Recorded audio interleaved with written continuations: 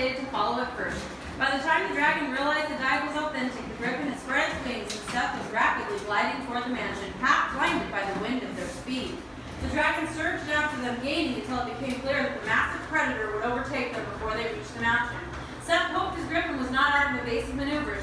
Just as the dragon was almost within range to blow fire, Seth heard a deep thrum. An arrow the size of a telephone pole lodged in the dragon's chest. Wings limp, the dragon rolled onto its back and plummeted from the sky like a boulder. I bet that was Cronus. Gazing ahead at the mansion, Seth saw Cronus manning an enormous crossbow out on the patio. The sky giant arose and went to his front door just in time to admit Seth and the griffin.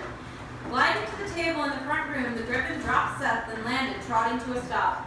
Heaving sides, lathered with foam, the griffin bowed its aquiline head.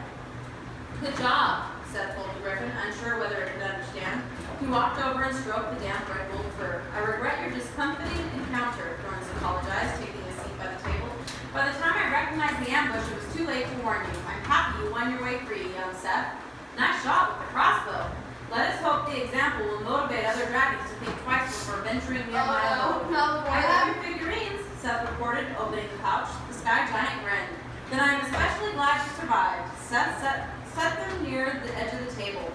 Seth unwrapped the 5 figurines and arranged them in a line. The giant leaned in close, examining them with one eye shut. He murmured.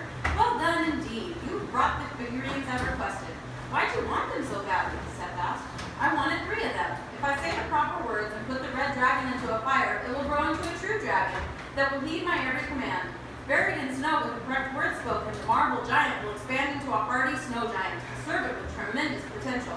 And the jade chimera can likewise be transformed into an actual chimera obedient to my desires. I guess they will come in handy defending your mansion, Seth said. They should prove immeasurably useful. What about the tower and the fish? The giant cracked his knuckles.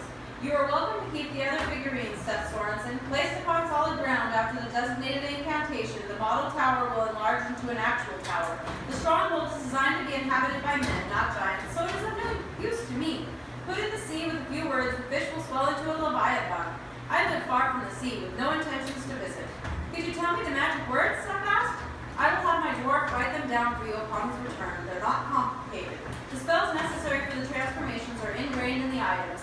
The words merely set the spells in motion, like igniting a magical fuse. Could you look in your globe and check on my friends? Seth asked. Absolutely, Cronus said, rising. I shall return promptly. Seth sat down, fingering the tower and the fish. Having his own tower would be pretty cool. He hoped Kendra and the others were all right.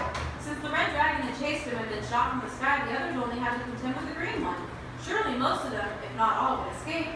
Cronus returned looking sober. While I was away from my globe mounting the ballista, Navarog joined the fight. I'm not sure when he arrived at the sanctuary. I'm afraid your friends are scattered, and it looks like some have perished. My griffins have fled. They lost track of their comrades. 3 griffins have already fallen, and 2 others are wounded. Navarog is currently contending with a pair of dragons, and there seems to be a powerful enchantment summoning foul weather, using old magic that is foreign to me. Calling rain? Seth asked. Essentially, that must be Kendra using the rain stick. She must need bad weather to help her escape the dragons.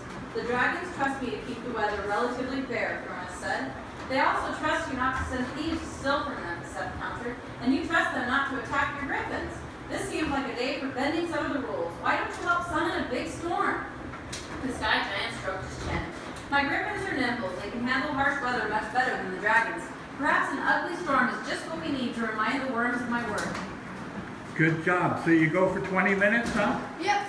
Right If on. I'm 20, I'm going to be able to get up. Yeah, you've already beat Grandpa's record. I'd be laying on the floor gasping like a whale. Good job.